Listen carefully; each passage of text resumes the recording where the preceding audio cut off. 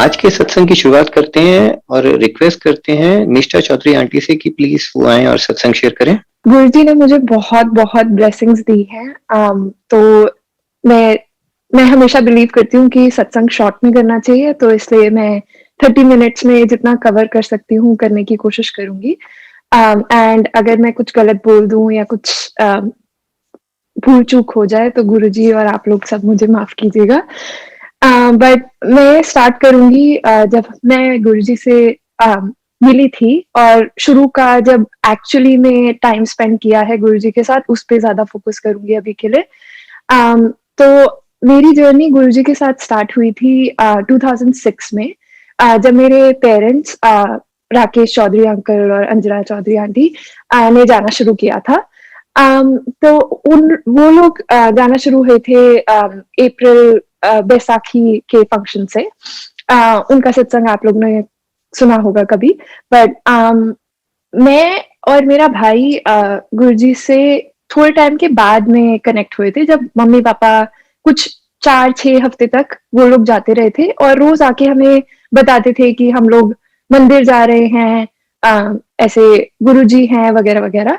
तो उस टाइम पे मुझे बड़ा ऑड सा लगता था क्योंकि वो रात को मंदिर होता था और पापा-मम्मी रात को 2 बजे, 3 बजे घर वापस आते थे। तो मुझे बहुत अजीब लगता था कि ये पता नहीं कैसी जगह है जो रात को इतनी लेट तक चलती है। बट एनीवेज़ एक दिन पापा ने बोला कि तुम लोग भी चलो, तो हम लोग गए। अ, हम लोग एम्पायर एस्टेट में बाहर लाइन में खड़े थे। मुझे अभी भी याद है कि पापा ने लाइन में खड़े हुए मुझे बोला कि गुरुजी ना बहुत पावरफुल है, तो आपको अगर कुछ अपना मन में सोचना है या माँगना है गुरुजी से तो माँग लेना जाके। तो जब हम मत्था टेकने की मेरी टर्न आई, तो मैंने मत्था टेका। मैंने ऊपर देखा उनकी तरफ, अभी कुछ बोला नहीं था। पहले ही गुरुजी ने बहुत ज़ोर से कुछ बोला, मुझे समझ नहीं आया कि उन्होंने क्या बोला। तो नीचे का अंकल सेवा कर रहे थे, उन्होंने कहा कि बेटा ऐसे माँगते नहीं हैं, आप जाके बैठ जाओ। तो बाद में मुझे पता लगा कि गुरुजी ने बहुत ज़ोर से बोला था "मंगिया ना कर, कम खराब कर लेंगी।"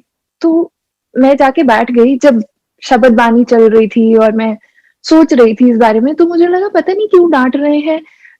मेरा माइंडसेट उस टाइम पे ऐसा था और मैं 12th में थी, तो मैं थोड़ी यंग थी, बच्ची थी। तो मेरा माइंडसेट उस टाइम पे ऐसा था कि ये तो मतलब हम मंदिर जाते हैं, कोई ऐसे ही जगहों पे जाते हैं, आप कभी विश माँगते हो, कभी पूरी होती है, कभी नहीं होती है, आप बहुत ज़्यादा सोचते नहीं हो इस बारे में। बट ऐसे डाँटने की तो कोई ज़रूरत नहीं थी उस टाइम पे।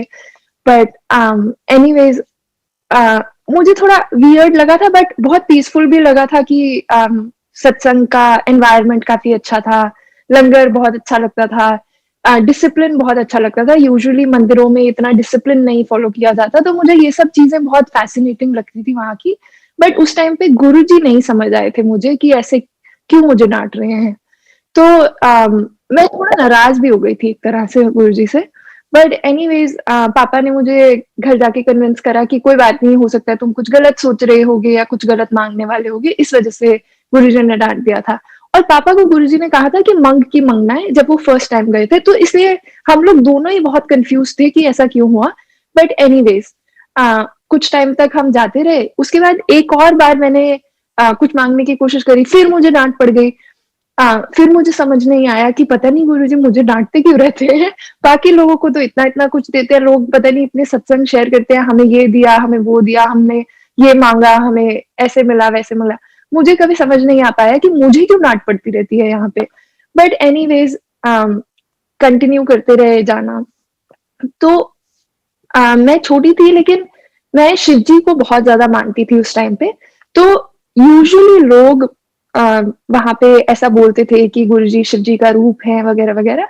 बट मैंने कभी ऐसे सोचा नहीं, इतना ज़्यादा उसको थॉट नहीं दिया और कभी ध्यान नहीं दिया। बट एक दिन हम लोग सत्संग में बैठे थे, गुरुजी ने किसी को उठाया और बोला कि आप सत्संग शेयर करो। तो उन अंकल या आंटी जो भी थे वो, उन्होंने जब बात स्टार्ट करी तो उन्होंने बोला कि गुरुजी शिव जी का रूप है वगैरह। तो उस टाइम पे गुरुजी सॉरी उनके साथ में ही बैठे थे एंड वो आंटी या अंकल ऐसे बोल रहे थे और मुझे समझ नहीं आया कि ये साथ में बैठे हैं, फिर भी उनको करेक्ट क्यों नहीं कर रहे? वो ऐसे बोल रहे हैं कि शिव जी का रूप है, तो मतलब थोड़ा बहुत ही हाई स्टैंडर्ड दे दिया, तो ये कुछ कह नहीं रहे हैं। और मुझे थोड़ा पर्सनली ऑफेंसिव लगा क्योंकि मैं शिव जी को बहुत प्रे करती थी, तो मुझे लगा कि ये इंसान हैं, जो कि अपने आप को शिव जी बोल रहे हैं। तो मुझे बहुत ही ऑड लगा वो चीज़। तो जब वो सत्संग खत्म हुआ, फिर शबद बानी स्टार्ट हो गई, तो मैं वहीं बैठी थी। मैंने अपने मन में ऐसे ही सोचा कि अगर आप शिव जी का रूप हो, तो वो किसी और डायरेक्शन में देख के, मेरे से एकदम ऑपोजिट डायरेक्शन में बेसिकली देख के, किसी और से बहुत डीपली, बहुत सीरियस कुछ बात कर रहे थे। तो मैंने मन में सोचा कि अगर आप शिव जी का रूप हो, तो आप मेरी तरफ देखो और स्माइल करो। आप मानेंगे नहीं कि कोई मिली सेकंड भी नहीं पास हुआ होगा और उन्होंने एकदम से मेरी डायरेक्शन में देखा और स्माइल करा। तो मैं बहुत डर गई। बट मुझे थोड़ी देर में मैंने अपने आप को कन्विंस कर लिया कि नहीं नहीं, ये तो कोइंसिडेंस है। उसके बाद में थोड़ा टाइम बाद मैंने फिर से यही सेम टेस्ट किया, फिर उन्होंने ऐसे ही कर दिया। फिर मैंने कन्विंस कर लिया अपने आप को, नहीं ये तो कोइंसिडेंस है। उसके बाद में मैंने उनको मतलब मन में बोला कि गुरुजी ये लास्ट है, लास्ट टेस्ट। इसके बाद मैं कुछ नहीं पूछूंगी। लेकिन यूजुअली जब मम्मी पापा जाते थे तो वो लेट तक रुकते थे, और जब भी मैं और मेरा भाई जाते थे तो गुरुजी हमें फर्स्ट राउंड लंगर के बाद में या पहले ही शुरू में आज्ञा देके जाने देते थे, कभी रोकते नहीं थे। तो उस दिन मैंने सोचा कि अगर आप सच में मेरी बातें सुन सकते हो तो आज हमें ना 12 बजे तक रुकना। तो उस दिन गुरुजी ने बिठा लिया हमें और कुछ टाइम तक हम बैठे रहे। फर्स्ट आई मीन लंगर होने के बाद भी हम लोग थोड़ी देर बैठे रहे। उसके बाद में गुरुजी ने हमें उठाया और बोला कि चलो। जब मम्मी पापा सबने मत्था टेका, गुरुजी ने कोई ज्यादा बात नहीं करी। उसके बाद जब मैं गई मत्था टेकने तो गुरुजी किसी और की तरफ देख के बात कर रहे थे और बोल रहे, और फिर बज गए 12, हो गया तेरा हैप्पी बर्थडे। तो मुझे एकदम से फील हुआ कि वो मुझे बता रहे हैं कि मैं 12 बजे ही तुम्हें जाने दे रहा हूँ। और और मुझे एकदम से बिलीव हो गया कि हाँ सच में ये शिव जी का रूप है शायद। शायद नहीं मतलब बिलीव हो गया कि ये शिव जी का ही रूप है। और मुझे बहुत सोच समझ के बातें करनी चाहिए इनके साथ में। और जब सत्संग में भी बैठती हूँ तो क्या मेरे दिमाग में थॉट्स आ रहे हैं, बहुत सोच सोच के रखना पड़ेगा। तो अगली बार से मैं बहुत केयरफुल हो गई और मुझे ये बात समझ आ गई कि ये शिव जी का रूप है, बहुत पावरफुल है। बस मुझे नहीं पसंद करते फॉर सम रीजन, क्योंकि वो हर बार मुझे डांट देते थे। उस मतलब वही थोड़ा इमेच्योरिटी थी उस टाइम पे मुझ में। तो ऐसा मेरा थॉट प्रोसेस था। बट गुरुजी इतने काइंड और जेनरस हैं कि वो मेरी छोटी छोटी सी ऐसे बचकानी हरकतों में भी वो खेलते, मतलब मैं ऐसे उनको टेस्ट ले रही हूँ और वो उसका रिप्लाई भी दे रहे हैं। मतलब उनको वो कितने लोगों के कितने डिजीजेस और पता नहीं क्या क्या प्रॉब्लम सॉल्व करते हैं, लेकिन एट द सेम टाइम मेरी ऐसी छोटी छोटी बातों का भी ध्यान रखते हैं। तो उनका उनकी जेनरोसिटी जो है वो बहुत ही एक्सट्रीम लेवल की है कि ऐसे छोटी छोटी चीजों में भी खेल लेते हैं साथ में। तो एनीवेज उसके बाद में मुझे लगने लगा कि हाँ ठीक है, पावरफुल हैं, और बट मुझे नहीं पसंद करते, तो मैं नहीं बात करूंगी उनके साथ में कभी भी। तो एक दिन मेरी एक फ्रेंड की फैमिली को लेके मेरे पेरेंट्स मंदिर गए थे। तो उस टाइम पे बाहर हम लोग, मैं और मेरी फ्रेंड एम्पायर स्टेट में घूमते हुए थोड़ा दूर चले गए। इतनी देर में मम्मी पापा ने आज्ञा ले ली और वो लोग आ गए। तो पापा ने बोला कि क्योंकि ये लोग पहली बार आए हैं तो फर्स्ट टाइम जब आप कोई भी संगत लेके आते हो तो उनको इंट्रोड्यूस करना होता है, तो आप जाके इंट्रोड्यूस कर देना। मैंने बोला मैं नहीं बात करूंगी गुरुजी से, वो मुझे हमेशा डांट देते हैं, मैं नहीं बात करूंगी। तो पापा ने बोला अच्छा, बट ऐसे करना होता है। मैंने कहा कि अगर वो पूछेंगे तो मैं जवाब दे दूंगी, बट मैं नहीं बात करूंगी उनसे। और शुरू में जब उन्होंने 2 बार मुझे डांटा था तो मुझे समझ भी नहीं आती थी उनकी बातें। तो और उस दिन मुझे दिख रहा था अंदर कि कोई भी बैठा नहीं है मुझे हेल्प करने के लिए, उनकी बात को समझाने के लिए। बट जब हम अंदर गए तो गुरुजी ने बहुत स्माइल करके बहुत प्यार से मुझसे पूछा कि कौन है ये। तो मैंने जवाब दिया कि गुरुजी मेरी स्कूल फ्रेंड है। केडी क्लास से? गुरुजी 12th स्टैंडर्ड। चलो फिर ऐश करो। मुझे पूरी उनकी बात समझ आई और उन्होंने बहुत प्यार से मुझसे बात करी। मुझे मतलब मेरा वो आइडिया थोड़ा चेंज हो गया कि शायद वो मुझे ऐसा नहीं है कि वो मुझे पसंद नहीं करते हैं या कुछ ऐसा है। वो सबको प्यार करते हैं, बट फॉर सम रीज़न हो सकता है कि सच में मैं कुछ गलत ही माँग रही थी उस टाइम पे। तो उसके बाद में फिर गुरुजी ने एक और बार मेरी उनके साथ में बहुत कम ही इंटरैक्शन हुई जिसमें मैंने खुद उनसे बात करी, बट अम, अगेन मैं 12th में थी तो मेरे बोर्ड के एग्ज़ाम स्टार्ट होने वाले थे। तो हमारा डे गुरुजी ने संडे का सेट कर दिया था कि संडे को आया करो। बट मेरा क्योंकि बोर्ड का एग्ज़ाम मंडे को था, तो इसलिए मैं संडे रात को नहीं जाना चाहती थी। तो हमने गुरुजी से परमिशन लेके मैं गायत्री आंटी के साथ सैटरडे को चली गई थी बोर्ड के एग्ज़ाम से पहले, और गुरुजी ने अलाउ कर दिया था। फिर उस टाइम पे गुरुजी ने मुझसे पूछा केड़ा एग्ज़ाम है? चलो ब्लेसिंग हो गई। उसके बाद गुरुजी ने मुझे बहुत सारी चीज़ें भिजवाई मेरे लिए। जब तक मेरे बोर्ड के एग्ज़ाम्स चलते रहे थे, मैं मंदिर नहीं जा पा रही थी। तो गुरुजी ने मेरे लिए प्रसाद भेजा, ड्राई फ्रूट्स का। उन्होंने स्वरूप भेजे, एक बड़ा, एक छोटा। तो गुरुजी ने बहुत प्यार दिया उस टाइम पे मुझे, बट फिर भी मुझे मतलब थोड़ा ऐसे ऑन एंड ऑफ ही चलता रहा उनके साथ।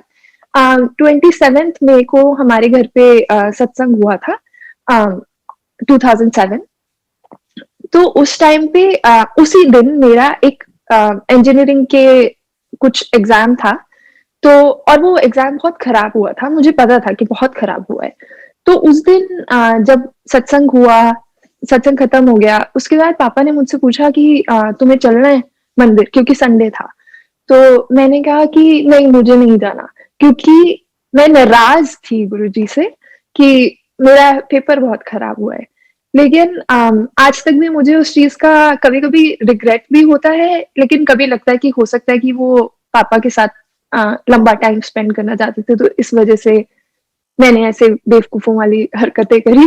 बट बट वो आखिरी टाइम था जब गुरुजी संगत के साथ में उन्होंने कुछ भी स्पेंड किया था।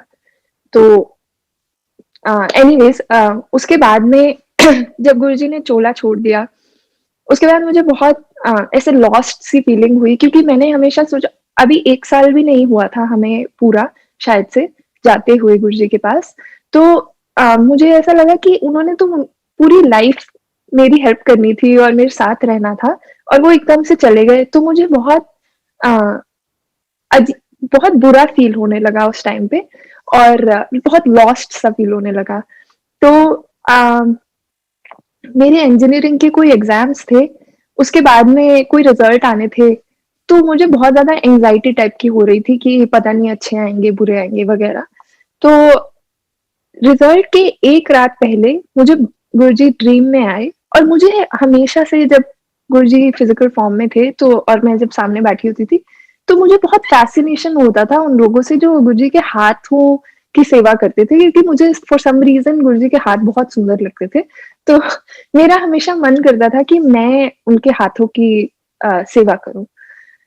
उस दिन मुझे रात को, आई मीन उस रात को मुझे ड्रीम में आया कि मैं गुरुजी के हाथों की सेवा कर रही हूँ। हमने कोई बात नहीं करी, वो बहुत काम और पीसफुल और स्माइल कर रहे हैं, और मैंने उनके हाथों की सेवा करी और बस ड्रीम खत्म हो गया। हमने कोई बात नहीं करी।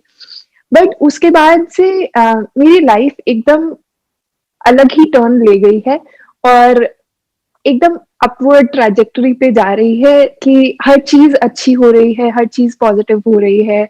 कभी मुझे कोई एंग्ज़ायटी या कोई बुरा लगने वाला फीलिंग कभी नहीं आती है, क्योंकि वो जो एक शुरू में उन्होंने मुझे डाँट लगाई थी कि मंगया ना कर, कम खराब कर लेंगी, वो आज की डेट में गुरुजी ने मुझे जो सबसे बड़ी ब्लेसिंग दी थी, वो है। क्योंकि अब मैं अगर किसी पॉइंट पे होती हूँ जहाँ पे मुझे नहीं पता कि ये होगा कि वो होगा, तो मैं हमेशा गुरुजी पे छोड़ देती हूँ कि जो भी होगा, वो सही ही होगा, और मैंने माँगना कुछ है नहीं, तो गुरुजी ने जो देना है वो सही ही देंगे, और हम आगे चलते रहेंगे। तो बहुत एकदम शुरू-शुरू में अभी भी मैं कॉलेज में जब थी, तो तब भी मुझे थोड़ा-सा टाइम और लगा था गुरुजी को समझने में। तो एक बार कॉलेज के टाइम पे एक कंपनी कोई तो रिक्रूटमेंट के लिए आती थी, तो वो 1 साल पहले कुछ सिलेक्टेड बच्चों को एक प्रोग्राम में लेके जाते थे और वो लोग वीकेंड पे पढ़ाई करते थे और फिर इवेंचुअली उनकी हायरिंग के चांसेस बहुत ज़्यादा हो जाते थे।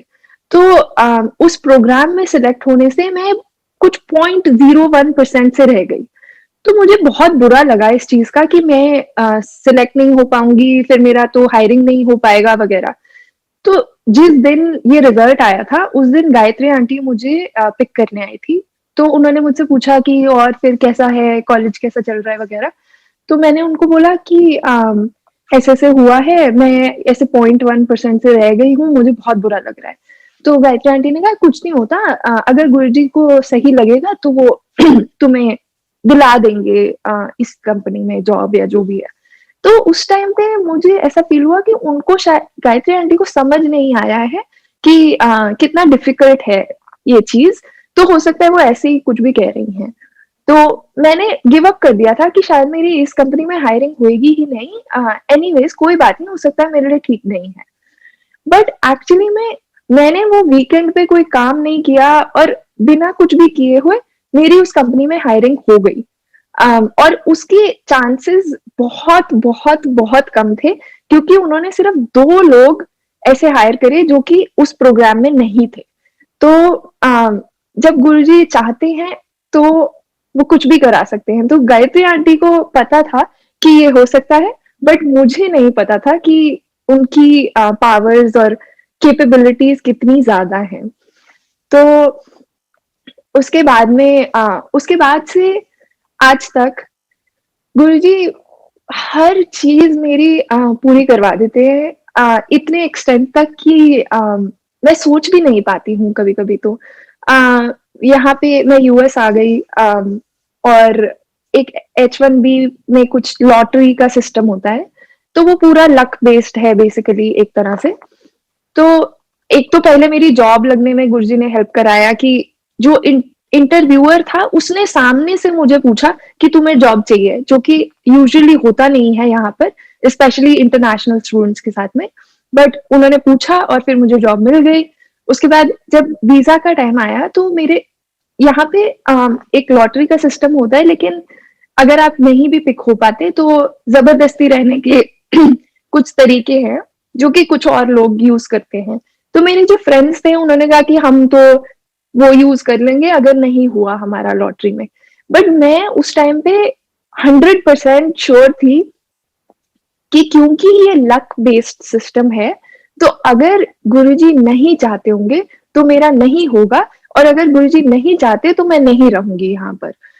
और ऑफ कोर्स मेरा हो गया वो लॉटरी में, और लाइफ आगे चलती रहती है। पर अभी एक बहुत ही रीसेंट सत्संग है कि मैं रिसेंटली कुछ जॉब स्विच कर रही थी, तो उसमें कुछ सैलरी का एडजस्टमेंट था, बट मेरा वीज़ा प्रोसेसिंग वगैरह कंप्लीट नहीं हुआ था, इतने में मैं अपार्टमेंट चेंज कर रही थी। तो मेरा बजट जो था वो थोड़ा स्ट्रिक्टली एक नंबर पे था कि मैं इससे ज़्यादा रेंट नहीं पे करना चाहती। तो जब मैं अपार्टमेंट ढूँढ रही थी तो मुझे एक बिल्डिंग में अपार्टमेंट पसंद आया, लेकिन वो मेरे बजट से बाहर था। तो मैं कोशिश करती रही, लेकिन कोई मान नहीं रहा था मेरे रेंज में आने के लिए। इतने में मैंने गुरुजी को अल्टीमेटम दे दिया कि गुरुजी, आज अगर मुझे ये वाली बिल्डिंग में किसी से इतने डॉलर्स में बजट के अंदर-अंदर अपार्टमेंट मिल गया तो ठीक है, वरना मैं दूसरे किसी जगह पे कर लूँगी, मुझे कोई प्रॉब्लम नहीं है। बट मेरा मन ये था कि इस बिल्डिंग में मिल जाए, बट कोई बात नहीं, नहीं मिलेगा तो कोई बात नहीं। उस दिन मैंने हर हर जो ओपन अपार्टमेंट था सबको ईमेल कर दिया कि इतने में मुझे देना है तो बताओ। इतनी देर में कोई एक नया अपार्टमेंट आ गया जिन्होंने उतने में ऑफर कर दिया, जिसको मैंने लेवरेज करके दूसरे लोगों को पूछा कि ये लोग ऑफर कर रहे हैं तो तुम लोग क्यों नहीं कर रहे? इतने में चेंज हो गया सब कुछ, और जो अपार्टमेंट आया था वो गायब हो गया एकदम से। उन्होंने हटा दिया अपना लिस्टिंग, जिन्होंने कम प्राइस पे सबसे पहले ऑफर किया था। और जो भी at the end of the day मुझे अपार्टमेंट इस बिल्डिंग में मिल गया जिसमें मुझे चाहिए था। बट तो ऐसे छोटी-छोटी चीज़ें भी गुरुजी ध्यान रखते हैं, और यहाँ पर बहुत सी संगत उन्होंने मुझे ब्लेस करी है। मेरे पास गाड़ी नहीं है यहाँ पर, तो मैं यूजुअली किसी मंदिर तक नहीं ड्राइव करके जा पाती। बट गुरुजी हर बार पूरे अभी 4 साढ़े 4 साल हो गए हैं मुझे यहाँ रहते हुए, हमेशा कोई ना कोई संगत से इंट्रोड्यूस करा देते हैं, जो कि मुझे रेगुलरली, इतना रेगुलर तो मैं खुद भी शायद से नहीं हूँ जितनी की वो संगत होती है, जो मुझे रेगुलरली मंदिर लेके जाते हैं, पिक करते हैं, ड्रॉप करते हैं घर तक। तो गुरुजी की ब्लेसिंग्स जस्ट कभी खत्म ही नहीं हो पाती है। और बस यही मेरी जर्नी रही है गुरुजी के साथ। जय Guruji. Next I request Usha Singh aunty. Usha Singh aunty please आए और सत्संग शेयर करें। तो थोड़ा सा मैं शेयर करती हूँ लेटली जो मेरी लाइफ में जो हुआ है, क्योंकि गुरुजी ने ही सब कुछ वही कराते हैं और वही एक्सपीरियंस देते हैं और वही खुद आके हमसे कहते भी हैं कि शेयर करो। कई चीजें हम मेरे साथ स्पेशल होता है, मैं सोचती हूँ ये मेरी कोई कुछ प्राइवेट ब्लेसिंग है, इसको मैं नहीं शेयर करूंगी। और उस समय भी जब गुरुजी चोले में थे, एम्पायर स्टेट में जब हम जाते थे, तो मैं बड़ी दुविधा में रहती थी। कभी जब गुरुजी कहते थे खड़े होकर अपने सत्संग शेयर करो, क्योंकि गुरुजी महाराज की इतनी ब्लेसिंग्स, इतने सत्संग गुरुजी महाराज एक्सपीरियंस कराते थे और रियलाइज कराते थे। हमें रियलाइज होना भी बहुत जरूरी है, खाली एक्सपीरियंस होना नहीं है, हमें उसके अंतर मन तक जाना चाहिए और सोचना चाहिए कि गुरुजी क्या ये हमें ब्लेसिंग दे रहे हैं। तो मैं थोड़ी सी दुविधा में रहती थी कि शेयर करूं कि नहीं, तो मैं अक्सर चुप रह जाती थी और जो एक दो जनरल मुझे लगते थे वो मैं शेयर करती थी। तो एक्चुअली गुरुजी खुद मुझे बताते थे, जबकि गुरुजी को तो कोई किसी ने कोई सत्संग नहीं बताया होगा मेरे ख्याल से। मैंने तो कभी भी अपने सत्संग गुरुजी को नहीं बताए, वही देते हैं, वही जानते हैं, वही सब कुछ है, कर्ता कर्मा सब कुछ वो है। तो इसलिए मैंने कभी उनको कहा ही नहीं, वो अपने से सब कुछ याद दिला के मुझे कहते थे, अच्छा उषा जी अब वो शेयर कर, अब वो शेयर कर, अब वो शेयर कर। मतलब जो चीजें मैं सोचती थी मेरी हो सकता है ये प्राइवेट ब्लेसिंग्स हैं, मैं चुप रह जाती थी और मैं थोड़ा संकोच में आ जाती थी कि पता नहीं मुझे शेयर करना चाहिए कि नहीं। गुरुजी अपने आप कहते थे।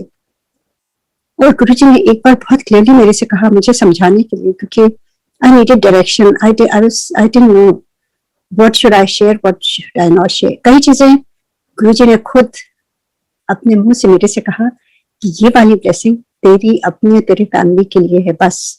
तो आई अंडरस्टूड, तब से मैं समझ गई कि जो मुझे नहीं शेयर करना होगा गुरुजी खुद ही बताएंगे मुझे, और जो शेयर करना होगा वो भी गुरुजी बताएंगे। और वो बात उस समय की है और ये बात अब की है, जो गुरुजी अब ऑलमोस्ट 13 साल से ऊपर हो गए हैं। गुरुजी चोले में नहीं है पर हमारे समक्ष हमेशा रहते हैं, हमारे अंतरात्मा में हमेशा वास करते हैं। उनकी ध्यान में बैठो तो टेलीपैथी से कई चीजें वो बताते हैं और बहुत ही आसान है उनसे जुड़ना। कई लोग कहते हैं कैसे जुड़ते हैं टेलीपैथी से, तो मैं यही कहूंगी कि खाली गुरुजी से बात करिए, कोई इसमें आपको रास्ता नहीं दिखा सकता, क्योंकि ये रास्ता बिटवीन यू एंड गुरुजी है, ये जर्नी आपकी गुरुजी के साथ है। And we are all in the same path, कोई ना ऊपर है ना कोई नीचे है। और कभी नहीं समझिएगा ये संगत को बहुत ब्लेसिंग है, बहुत उनको मालूम है, किसी को कुछ नहीं मालूम, भगवान को कौन जान सकता है। तो ये बहुत जरूरी है कि आप गुरुजी से स्वयं बात करिए, उनसे स्वयं पूछिए, वो खुद ही आपको सारे आंसर देंगे।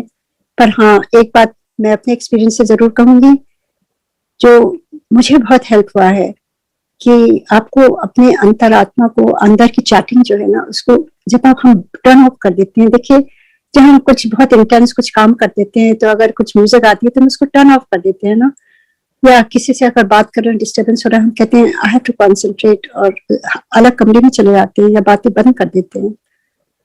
तो ये बहुत जरूरी है कि जब हम अपने अंदर की चैटरिंग बंद करेंगे, दुनियादारी हटाएंगे अपने मन से और गुरुजी से तार जोड़ेंगे, कोशिश करेंगे और सबसे पहले गुरुजी से अरदास करेंगे कि गुरुजी आप ही सब कुछ हो, आप ही मुझे गाइड करिए गुरुजी।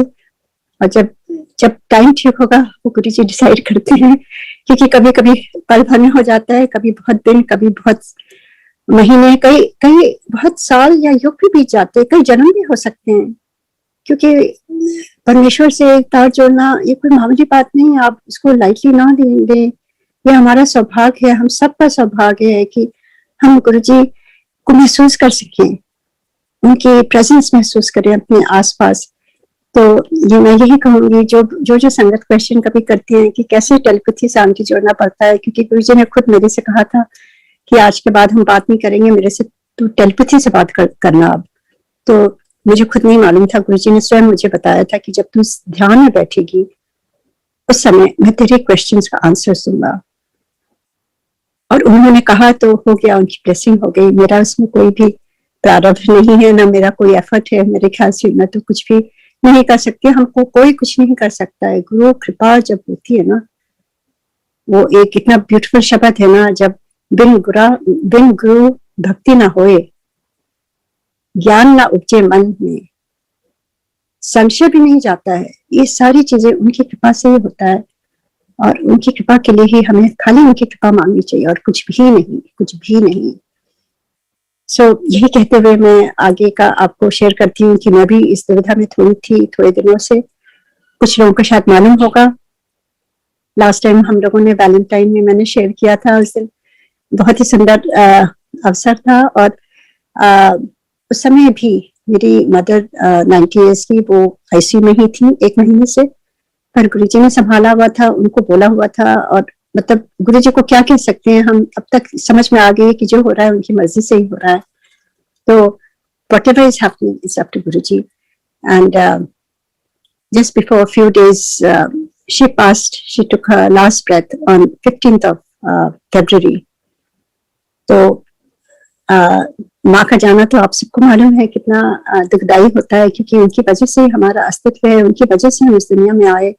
वो बंधन जो है, जो हमारी रिलेशन है, वो हम कभी भी नहीं भूल सकते। और मुझे वही दृश्य याद आ रहा था जब गुरुजी की माता जी गई थी, हम लोग वहीं थे और एम्पायर स्टेट में, और गुरुजी बहुत ही दुखी लग रहे थे और मेरे से कह रहे थे कि मैं तुझे अपनी पिंड ले चलूंगा।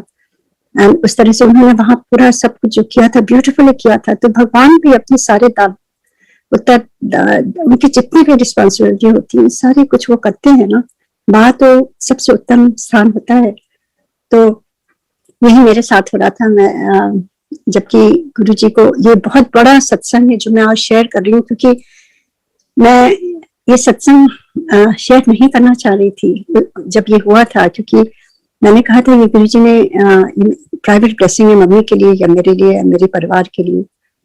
तो थोड़े दिन की बात है, थर्सडे को यहाँ पे जूम सत्संग होता है सियाटल में। तो मैं 3 रातों से सोई नहीं थी, फैमिली से इंडिया में जुड़ी हुई थी, और कोविड की वजह से और मेरी एज की वजह से और जो कुछ जो आसपास चल रहा है उसकी वजह से मेरी पूरी फैमिली ने मुझे इंसिस्ट किया, मेरे बच्चे ऐसे सब डॉक्टर्स ने, सब ने कहा कि I don't think so mom, it's a good idea, और आप वहां जाओगे रास्ते में कुछ भी आप भी कैरी कर सकते हो, even though you might be vaccinated, but you never know what you carrying, and your dad is 97 years old, और सारे वहां बुजुर्ग, सारे हमारे चाचा, सारे रिश्तेदार आएंगे, and it's not fair, you should be quarantine for 2 weeks, and अगर आप वहां पे किसी को देते हो तो आपको कितना गिल्टी लगेगा, और आप भी को भी कुछ होता है तो वहां कौन देखेगा, आप सब बिजी होंगे इस समय। तो बहुत उन्होंने इंसिस्ट किया और मैं नहीं जा पाई।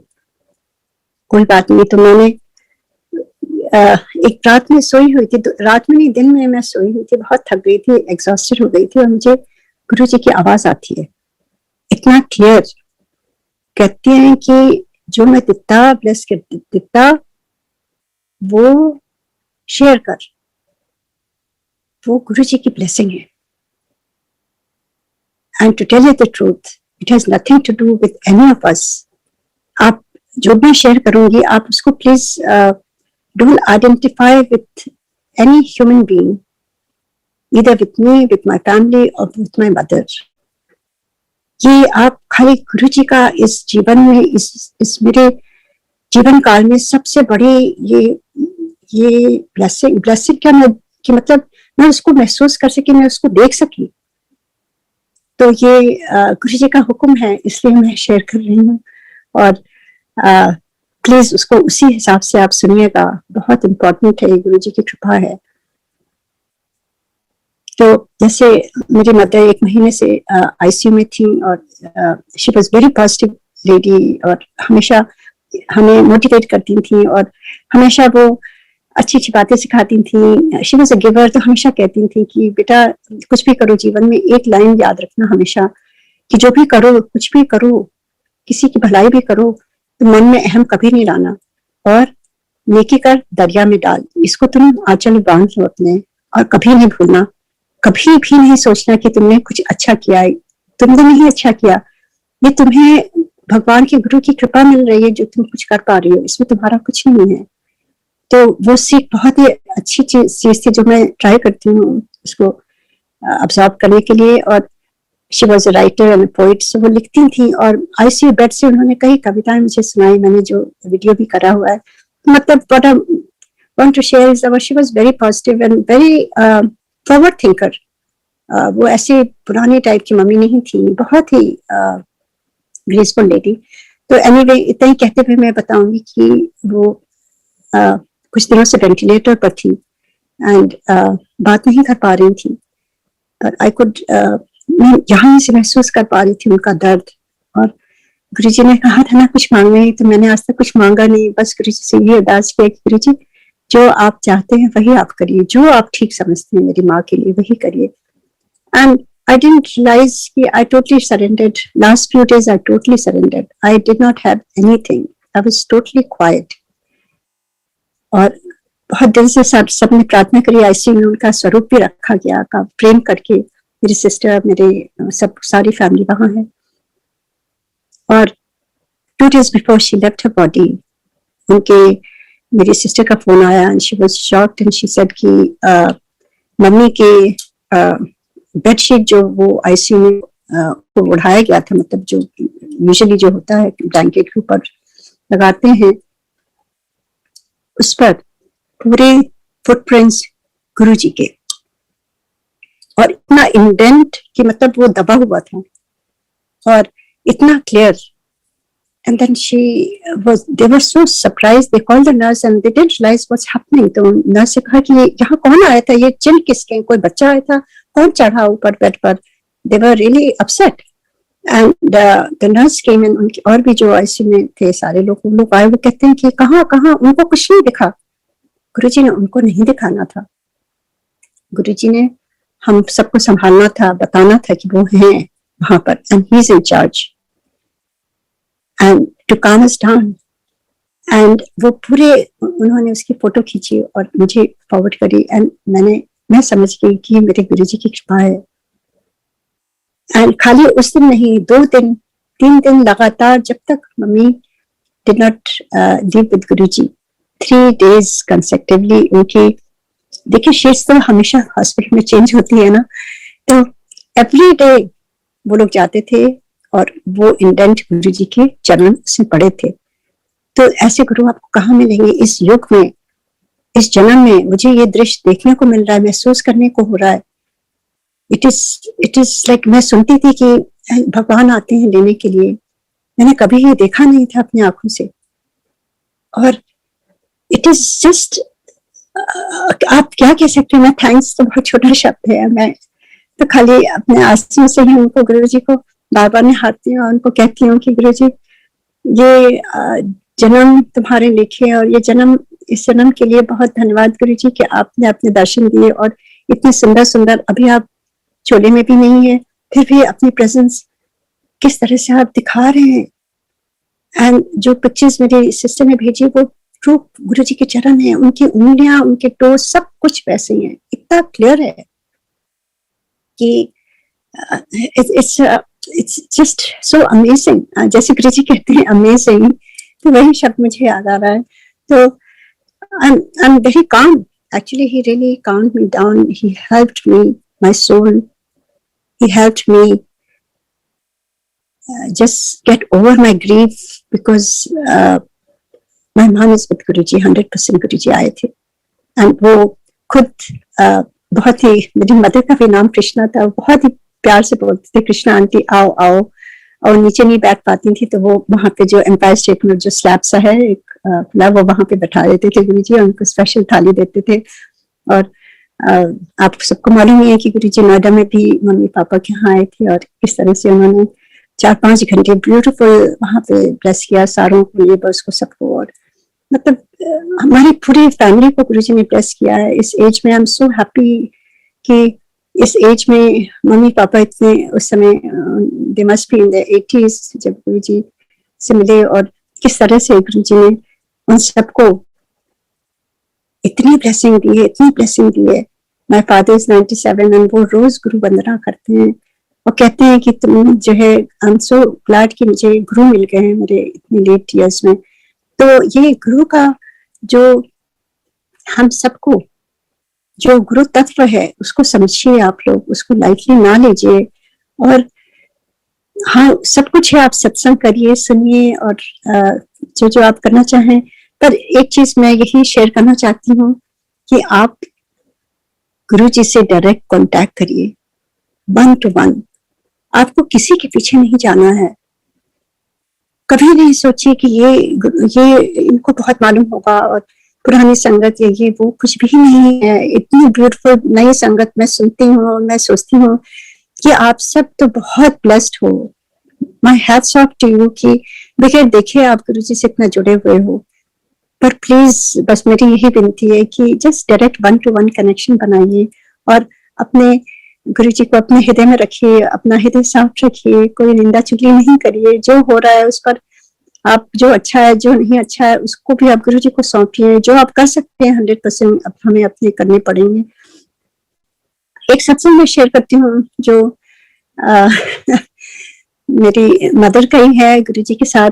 तो क्या होता था, जब हम एम्पायर स्टेट से आते थे, जब हम सिंगापुर से आते थे, तो मैं अपने पेरेंट्स के पास ही रहती थी नोएडा में। एंड गुरु जी की कृपा है कि मैंने बहुत टाइम बिताया। गुरु जी ने सियाटल से हमें 96 में भेजा सिंगापुर में। उस समय हम गुरु जी से नहीं जुड़े थे, पर वो तो हमारी लाइफ में पता नहीं कितने जन्मों से ही है। हमें जो जो महसूस कराए गुरु जी ने, जो जो ब्लेसिंग, सारी उन्हीं की ब्लेसिंग थी, महादेव जी की। और उसी के कारण, अपना दर्शन देने के कारण ही यहाँ से हमारा आगमन हुआ सिंगापुर के लिए। और देखिए 96 से 10 साल तक हम लोग वहीं रहे, 2006। और गुरु जी के दर्शन हुए, उन्होंने अपने द्वार पे बुलाया। और उसके साथ साथ गुरु जी ने मुझे अपने माँ बाप के साथ, अपने इन-लॉज के साथ, अपने सारे रिश्तेदारों के साथ, गुरु जी वॉज वेरी ट्रेडिशनल। जितना मैं जानती हूँ गुरु जी बहुत ट्रेडिशनल थे। वो चाहते थे हमें अपनी फैमिली से जुड़ के रहना है, तोड़ के नहीं रखना है। और सब काम रिस्पॉन्सिबिलिटी करते हुए अपने गुरु से जुड़ना है। तो गुरु जी ने मुझे अपने, जो इतने सालों से मैं बाहर रही हूँ, इतने साल मैं यूएस में रही हूँ, 43 इयर्स हो गया अब तो। और मतलब वो टाइम, वो गोल्डन टाइम था मेरे लिए, जो मैंने अपने पेरेंट्स के साथ बिताया, अपनी फैमिली के साथ, अपने इन-लॉज के साथ, सबके साथ। और सबसे बड़ी बात है गुरु जी के साथ। और जब जब जाते थे तो गुरु जी के दरबार, जब एम्पायर स्टेट जाते थे नोएडा से, तो आपको मालूम है गुरु जी तो रातों रात बैठाते थे। और बड़ी कृपा थी गुरु जी की, उन्होंने बड़ी दया करी कि बड़ी देर तक हमें मौका देते थे। हम वहाँ बैठे रहते थे और खाली चुपचाप वहाँ बैठ के देखते रहते थे गुरु जी को बस। तो वो इतने घंटे वहां हम लोग बैठते थे, रात में बहुत देर हो जाती थी, कभी 2-3 बज जाती थी जब वापस आते थे। और मेरे father was a godfather at that time, और वो हमेशा सुबह कहते थे, उस समय वो जुड़े नहीं थे, और थोड़ा कहते थे कि तुम लोग कहाँ जाते हो, इतनी रात में क्यों आते हो, ऐसे कैसे गुरु जी, ये वो कहते थे। तो गुरु जी से तो कुछ कह नहीं सकते, तो मैं गुरु जी से मन ही मन प्रे करती थी, गुरु जी मेरे लिए आसान कर दीजिए। और गुरु जी ने नेक्स्ट डे ही ऐसा मिरेकल किया कि मेरे फादर ने खुद मुझे बुला के कहा, अच्छा बताओ तुम अपने गुरु जी के बारे में। तो ऐसी जर्नी शुरू हुई मेरे पेरेंट्स की भी।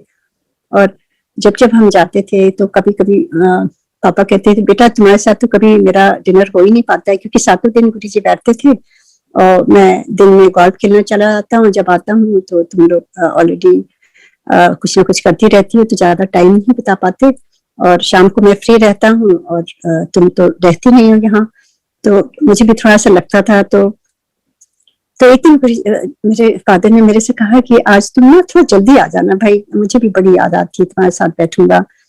तो मैंने कहा, मैंने कुछ कहा नहीं, मैं चली गई। और आप बिलीव नहीं करेंगे, गुरु जी ने उस दिन मुझे बहुत जल्दी भेज दिया, फर्स्ट राउंड में लंगर करा के, और 9:30 उन्होंने वापस भेज दिया।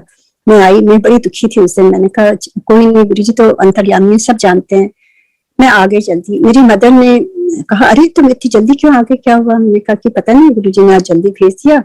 तो मेरी मदर कहती है कि हाँ, तुम्हारे पापा यूं ही कहते रहते हैं, क्योंकि बेटा मुझे मालूम है तुम्हें गुरुजी से इतनी लगन है और तुम इतनी दूर से सिंगापुर से आती हो, खाली इसीलिए आती हो।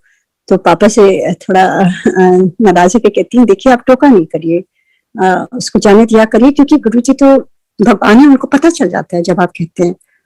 तो ऐसे वो कभी टोकते नहीं थे। और उसके बाद गुरुजी ने कभी भी मुझे जल्दी आने नहीं दिया। तो मतलब ये दिखाता है कि आप जो भी घर में बातें कर रहे हैं, और मेरी मदर को मालूम था कि मेरे मन में गुरुजी क्या है, मेरी लाइफ में क्या है गुरुजी, वो महसूस करती थी। और हमेशा हमेशा गुरुजी, वो लोग बुजुर्ग नहीं जा पाते थे इतना ज्यादा, तो गुरुजी हमेशा अपने हाथों से, एक बार उन्होंने 4 डिब्बे दिए मिठाई के, कहा ये तेरी फैमिली के लिए है, अपने मदर आंटी अंकल को खिला देना। और सारों को बांटा। मतलब इतनी ब्लेसिंग गुरुजी ने दी, इतनी ब्लेसिंग दी है, तो उसका कोई इंतहा नहीं है। आप गुरुजी से एक बार कोई भी जुड़ जाता है, एक बंदा भी परिवार का जुड़ता है, तो गुरुजी सारे परिवार को ब्लेस करते हैं, सबको। तो आप बिल्कुल भी इससे निश्चिंत रहिए कि अगर आपकी फैमिली में या हस्बैंड नहीं मानते हो, या बच्चे नहीं मानते हो, या आपके इन-लॉज या पेरेंट्स जो भी हुआ आसपास, भाई बहन, आप कुछ भी आपको करने की जरूरत नहीं है। आप बस गुरुजी से बातें करिए, गुरुजी धीरे धीरे सब कुछ आपका आसान कर देंगे, और आपके लिए गुरुजी के दरबार में आना या उनसे जुड़ना आपके लिए आसान हो जाएगा। क्योंकि वहां कई लेडीज आती थी जो कहती थी मेरे हस्बैंड नहीं मानते हैं, मैं क्या करूं। आप लोग लकी हो, आपका पूरा परिवार आता है। तो गुरुजी तो कहते थे कि कुछ भी किसी से आर्ग्यू करने की जरूरत नहीं है, क्योंकि देखिए तर्क से तो हम अपने काम खराब कर लेते हैं। मन में हम गुरुजी को रख करके उनसे ही बातें करें, और किसी से कुछ कहने की जरूरत नहीं, कोई बिलीव करे ना करे। अगर आप कोई घर में ऑब्जेक्ट भी करता है, आप गुरुजी का स्वरूप ना रखिए। आपको कोई लड़ना नहीं है, क्योंकि उससे आपको कोई शांति नहीं मिलेगी, ना हल होगा। आप गुरुजी को अपने अंतर मन में रखिए। तो यही मेरा गुरुजी के साथ जो ये एक्सपीरियंस था अपने पेरेंट्स का। वैसे तो बहुत बहुत एक्सपीरियंसेस हैं, किस तरह से गुरुजी जब आए थे घर में, तो किस तरह से इतनी ब्लेसिंग करी थी, और घर में महीनों महीनों पूरी खुशबू बिखेरी हुई थी। और अभी भी जब मैं जाती हूँ तो वो जिस सोफे में गुरुजी बैठे थे, उस चेयर में मुझे लगता है कोई भी ना बैठे, मुझे लगता है वो अभी भी गुरुजी विराजमान ही है।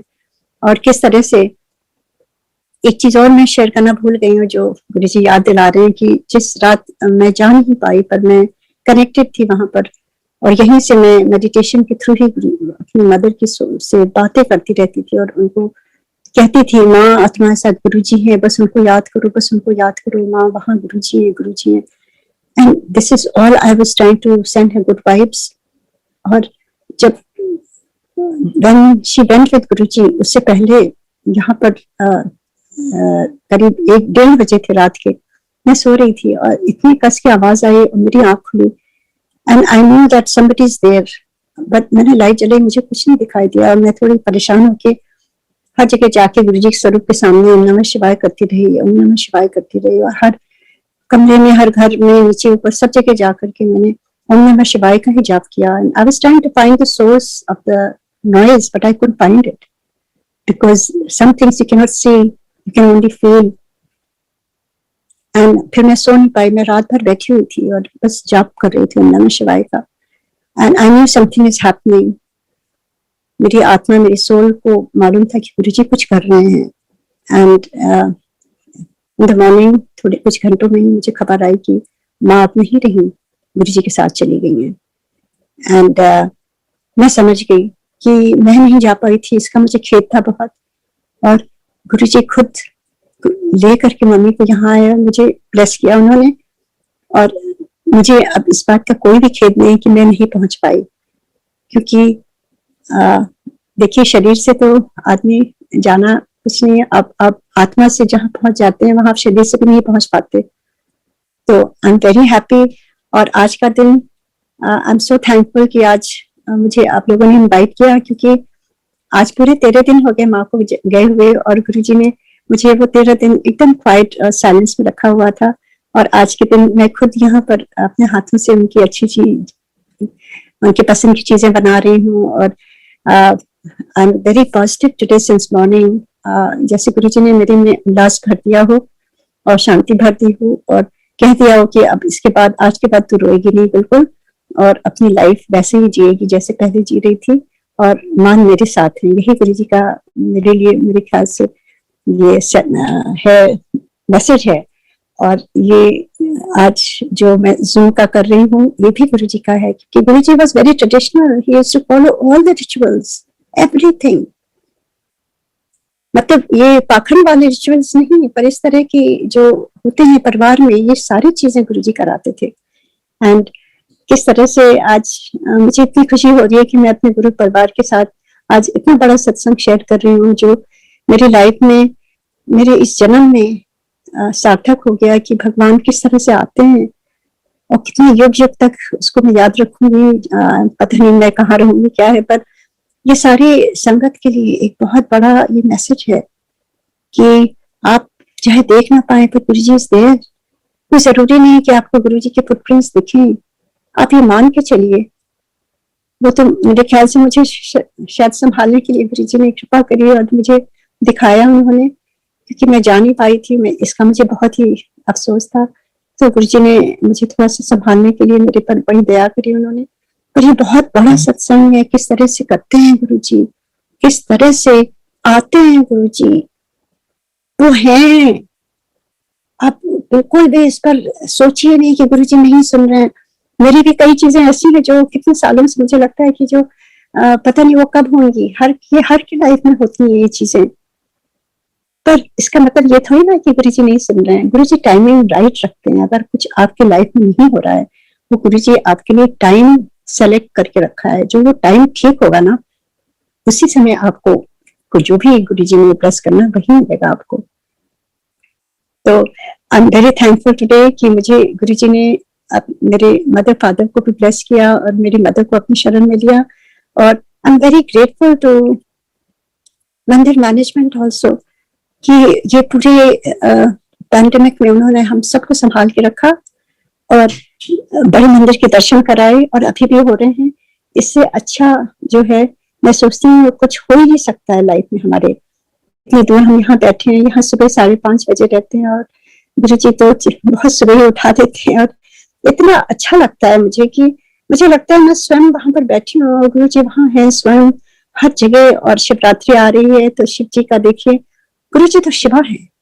उन्होंने खुद मुझे भेजा था बड़े मंदिर एक बार गर्मी में, और मैं नहीं जाना चाहती थी। मैं कहती थी, मैंने कहा गुरुजी आप भी आओगे वहां पर? तो कहते नहीं, मैं नहीं हूँगा, तू चली जा।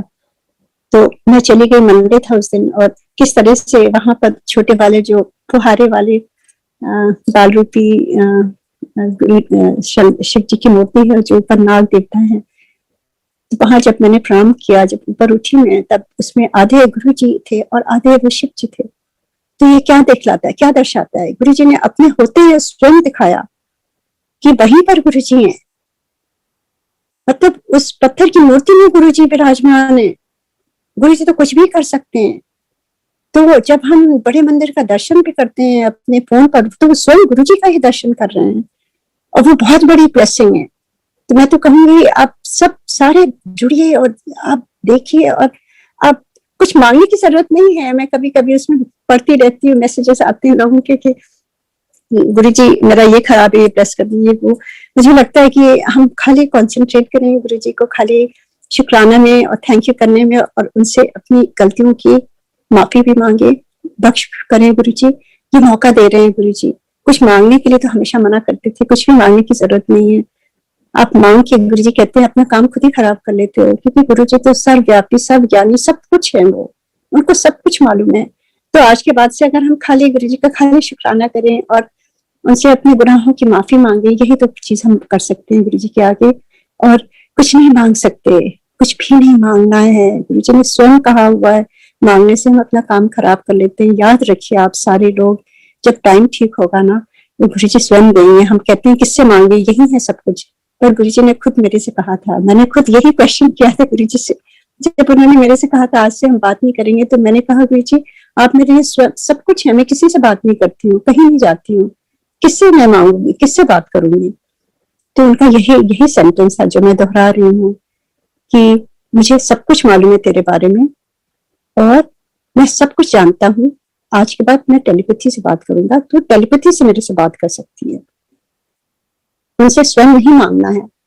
तो उसके बाद से मैंने कभी कुछ मांगा नहीं। और ये बहुत जरूरी है कि आप गुरु जी को माने, उनके हुक्म में रहिए, उनको फॉलो करिए। उनकी पिक्चर्स पर प्लीज कुछ नहीं लिखिए, उनकी एडिटेड पिक्चर्स स्वरूप जो हैं वो स्वयं है गुरु जी, उसको नहीं फॉरवर्ड करिए, उस पर प्लीज ये फॉलो करें हम सब। आज भी मैं देखती हूँ, मुझे दुख होता है, मैं बहुत बार शेयर कर चुकी हूँ, मैंने लिखा भी हुआ है इस अपना सत्संग इसके बारे में। पर जब ये चेतना जागेगी, हम सारे संगत परिवार जब एकजुट हो करके एक कुछ प्रण लें कि आज के बाद हम ऐसा नहीं करेंगे, तो हम मेरे गुरु जी, हम हमारे गुरु जी कितने खुश होंगे। तो बहुत जरूरी है। और जो उटपटांग के मैसेजेस हैं उसको भी ना फॉरवर्ड करें। अगर कुछ कोई गलत कर रहा है तो हाथ जोड़ के उसको समझाएं। और आगे अगर बहुत कुछ नहीं सुन रहे हैं तो गुरु जी से अरदास करें, क्योंकि तर्क से कुछ नहीं होता। हम अपना आपा भी खो देते हैं, दूसरे को भी अपशब्द बोल देते हैं। तो हमें तो ना किसी को जोर से बोलना है, ना कुछ उसका अनादर करना है। सारे कहते हैं सब गोविंद है, सब गोविंद है। पर हाँ, अगर कहीं गलत हो रहा है तो हमें भी एक्शन लेना चाहिए। ऐसी बात नहीं है कि हम हाथ पे हाथ बैठे रहे। बहुत जरूरी कर्म हमारे हाथ में है, हमें अच्छे कर्म करने चाहिए। और गुरु जी का काम तो हमेशा सर्वोच्च होता है, हमेशा। तो आप सबसे यही विनती है कि जो कुछ जो चीजें मैंने शेयर करी हैं, प्लीज उसको भी फॉलो करें। गुरु जी का यही हुक्म है, यही है संदेश, और इनसे हम जुटे रहें और टाइम निकालें और एकांत में बैठने की कोशिश करें, साइलेंस में। तभी हमारा अंतर्मन से जो कनेक्शन होता है तभी हो सकता है, क्योंकि गुरु जी तो हमेशा साइलेंस में रहते थे और साइलेंस में सारी ब्लेसिंग देते थे। तो अगर बहुत शोरगुल हो रहा है आसपास तो उस समय बहुत मुश्किल होता है कनेक्शन के लिए। तो यही कहते हुए मैं आज आप सबसे यही जय गुरु जी कहती हूँ। और आप सबका सहयोग प्यार हमेशा हर एक के साथ ऐसे ही बना रहे, और हम सारे एक परिवार, एक ही हमारा उद्देश्य होना चाहिए, गुरु जी से के हुक्म में रहें और उनको हमेशा अपना सर्वोच्च समझे। वही है, वही है, वही है। जय Guru ji. Thank you so much uncle. जय गुरु जी।